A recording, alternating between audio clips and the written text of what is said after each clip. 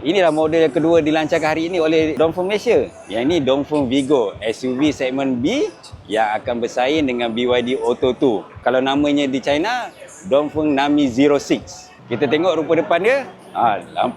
Lampu design, boomerang. Yang ini DRL signal. Lampu headlamp di sini, bumper, two-tone. Yang bawah ni nampak lebih rugged lah. Tapi design depan dia futuristic boxy. Kita tengok bahagian tepi dia.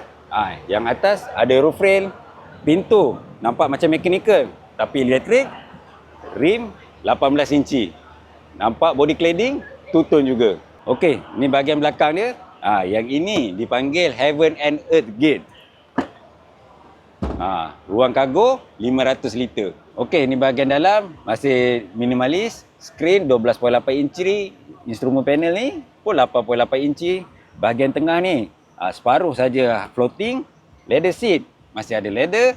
Okey, panoramic roof glass. Bahagian belakang legroom luas, headroom pun tinggi.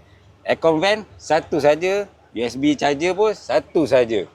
So apa pandangan korang dengan Dongfeng Vigo ni? Harga 108,000. Ada promosi sempena tahun baru Cina ni 8,888. Jadi harga dia 100,000 flat. Kalau korang ada bajet 1,100 sebulan, mungkin inilah SUV EV yang korang boleh pilih juga.